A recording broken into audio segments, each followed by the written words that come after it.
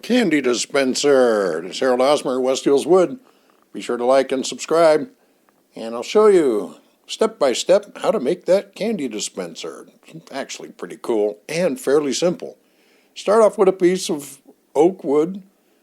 This is a 6x1 piece from my local Lowe's, just over 2 feet long. And there you go.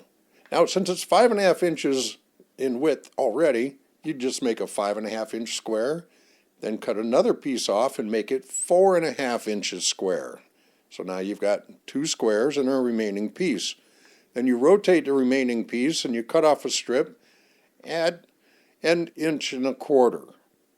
And then you trim those to make these lengths at 3 3/4. You actually need 4 at 3 3/4, and one more you need to be at 5 inches long at 1.25 inches. You'll see why in a moment.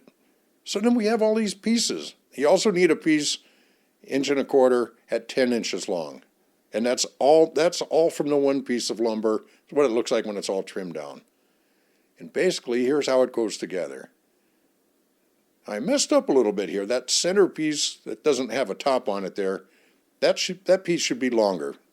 That'll be our 5-inch piece that I mentioned earlier. You'll see, it comes up.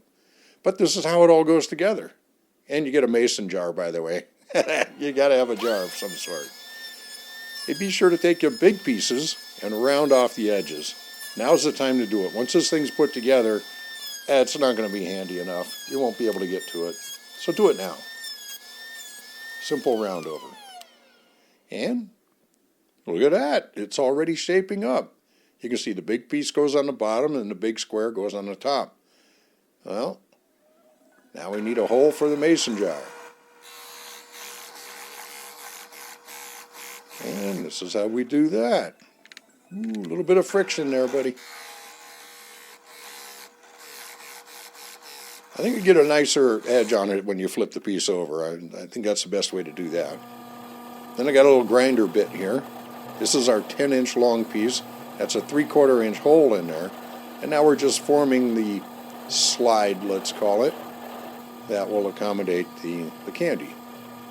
And there's got to be a better way to do this. If I got to making a bunch of these machines, I'd probably figure something out besides doing it this way. But if you're only doing 1 or 2, this works pretty well.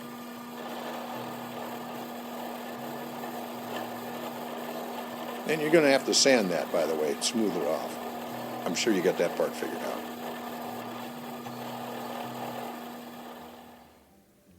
So here you go. See a little mason jar. You can get those in a lot of places. Or you can just use a random jar. So long as you have a lid, you can do this kind of thing with. You'll see how this works. You know, mark it out wide enough. Put a little X. That's not really an X, is it? More of a square. Get one of your cheap chisels and whack it 4 times. There's probably other ways of doing this, but the piece is so small it's difficult to hang on to and get in there with tin snips to make this super clean and easy. And you really don't need to be that precise with it anyway.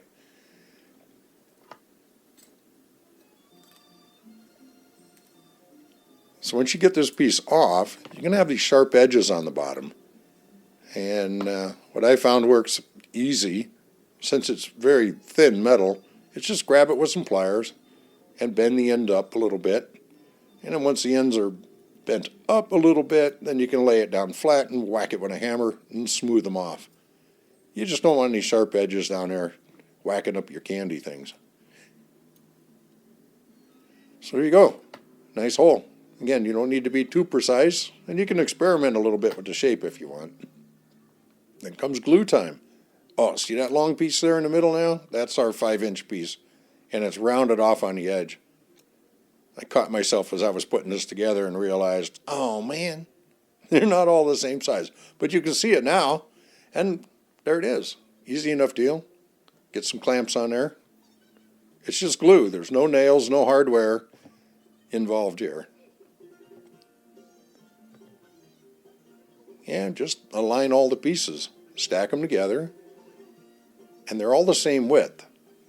So now We have 3 of these wide. They were all at 1.25 inches. See, it's taking shape.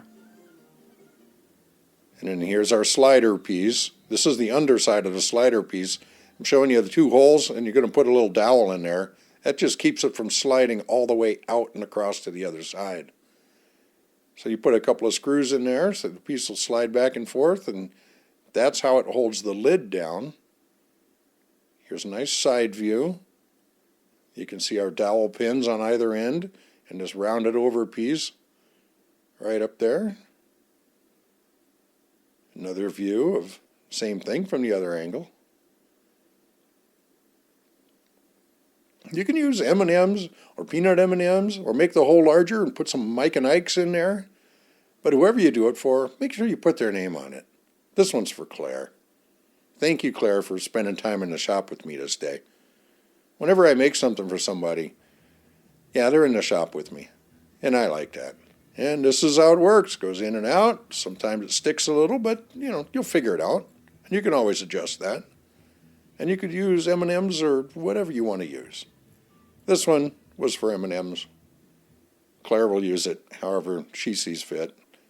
And happy to do that. And there it is, a basic candy dispenser. You could do that real quick and easy. Be sure to like and subscribe. Send beer.